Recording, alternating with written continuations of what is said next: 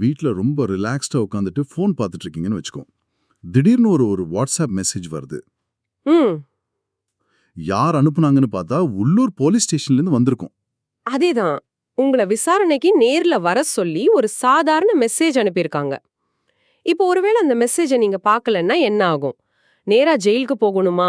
அப்படிங்கிற ஒரு பதற்றம் உங்களுக்குள்ள கண்டிப்பா வரும் இல்லையா? ஆமா, கண்டிப்பா வரும். இதுதான் இப்போ இருக்கிற இந்த நவீன டிஜிட்டல் வசதிக்கும் நம்மளோட அடிப்படை உரிமைகளுக்கும் நடுவுல நடக்கிற ஒரு பெரிய மோதல். இத பத்தி ஆழமா புரிஞ்சுக்க தான் நாம இன்னைக்கு 2025ஆம் வருஷத்தோட உச்சநீதிமன்ற தீர்ப்பான சதேந்தர் குமார் அன்டில் எதிர் சிபிஐ அப்படிங்கிற வழக்கின் ஆதாரங்களை விரிவாக அலச போறோம். இந்த வழக்குல பாத்தீங்கன்னா ஹரியானா அரசு தரப்புல என்ன சொன்னாங்கன்னா, புதிய குற்றவியல் சட்டமான பிஎன்எஸ்எஸ், அதாவது பாரதிய நாகரிக் சுரக்ஷா சன்ஹிதா வந்து சம்மன் மாதிரி புது தொழில்நுட்பங்களை ஏத்துக்க தான் உருவாக்கப்பட்டுச்சுன்னு வாதிட்டாங்க. ஆனா உச்சநீதிமன்றம் அதை ஏத்துக்கல, ரொம்ப உறுதியா மறுத்துட்டாங்க. ஏன் அப்படி மறுத்தாங்க அப்படிங்கறத நம்ம கொஞ்சம் பொறுமையா புரிஞ்சுக்கலாம்.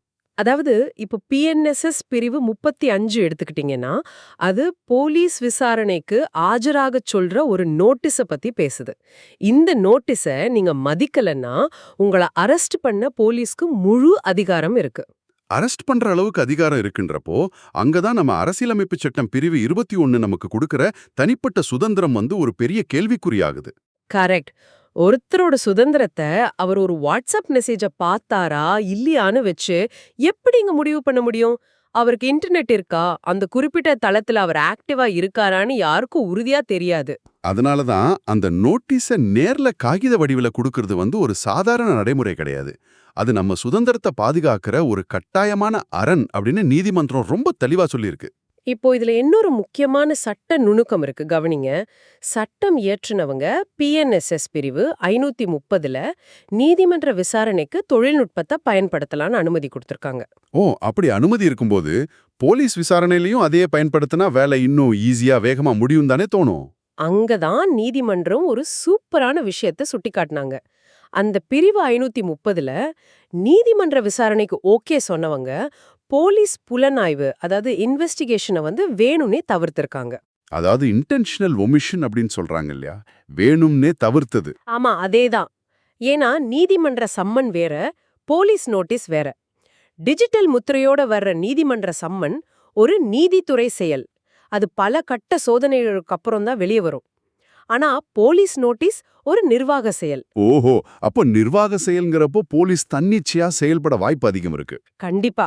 ஒரு மெசேஜ அனுப்பிட்டு நாங்க நோட்டீஸ் கொடுத்துட்டோம், ஆனா அவர் விசாரணைக்கு ஒத்துழைக்கல, தப்பிச்சு போயிட்டாருன்னு சொல்லி போலீஸ் தன்னிச்சையா கைது பண்ண வாய்ப்பு இருக்கு. இந்த அதிகார துஷ்பிரயோகத்தை தடுக்க தான் நேர்ல கொடுக்கணும்னு உறுதியா சொல்லிட்டாங்க. அப்போ வாட்ஸ்அப்ல ஒரு PDF ஃபைல அனுப்பிட்டு நாங்க நோட்டீஸ் கொடுத்தாச்சுன்னு எந்த போலீஸ் அதிகாரியும் சொல்ல முடியாது. இது பொதுமக்களுக்கு ரொம்ப ரொம்ப முக்கியமான ஒரு தகவல். உன்னதான் உங்களுக்கு போலீஸ் கிட்ட இருந்து அப்படி ஒரு மெசேஜ் வந்தா அது சட்டப்படி செல்லாது. ஆனா அதுக்காக நான் நம்பரை பிளாக் பண்ணிட்டு அமைதியா இருக்க கூடாது. ஆமா, அப்படி பண்றது ஆபத்து. உடனே ஒரு வழக்கறிஞரை தொடர்பு கொண்டு எனக்கு முறையான காகித நோட்டீஸ் கொடுங்கன்னு சட்டப்பூர்வமா நீங்க கேட்கணும். அதே மாதிரி வழக்கறிஞர்களுக்கும் இது ஒரு பெரிய கேடயமா அமையும். ஆன்லைன் நோட்டீஸ காரணம் காட்டி நடக்கிற தன்னிச்சையான சட்டவிரோத கைதுகளை ரத்து செய்ய இந்த உச்சநீதிமன்ற தீர்ப்பை அவங்க ஒரு சக்தி வாய்ந்த முன்மாதிரியா பயன்படுத்த முடியும். ரொம்ப அருமையான தகவல். சமூகம் தொழில்நுட்பம் எவ்வளவு வேகமா வளர்ந்தாலும் நம்ம சுதந்திரத்தை பாதுகாக்கிற அரசியலமைப்பு சட்ட அறங்களை தொட முடியாது அப்படிங்கிறது இந்த வழக்கின் மூலம் உறுதியாகுது. ஆமா, ஒரு சின்ன டிஜிட்டல் குறுஞ்செய்திக்காக ஒருத்தரோட அடிப்படை உரிமை நசுக்கப்படக்கூடாதுங்கிறத இந்த தீர்ப்பு ரொம்ப அழகா உறுதி செஞ்சிருக்கு. இதோட நாம இன்னைக்கு ஒரு புது சிந்தனையை உங்களுக்கு விட்டுட்டு இந்த அலசல நிறைவு செய்றோம். இப்போதைக்கு வாட்ஸ்அப் ப்ளூடிக் வச்சு கைது பண்ண முடியாதுன்னு தடுத்துட்டாங்க. ஆனா தொழில்நுட்பம் வளரும் அதே வேகத்துல எதிர்காலத்துல ஃபேஷியல் ரெகக்னிஷன் இல்ல உங்க போன் GPS தரவுகளை வச்சு நீங்க நோட்டீஸ பார்த்துட்டீங்கன்னு போலீஸ் நிரூபிச்சா என்ன நடக்கும்? நம்ம டிஜிட்டல் சுதந்திரத்தின் எதிர்காலம் எங்க போகுதுன்னு கொஞ்சம் யோசிச்சு பாருங்க.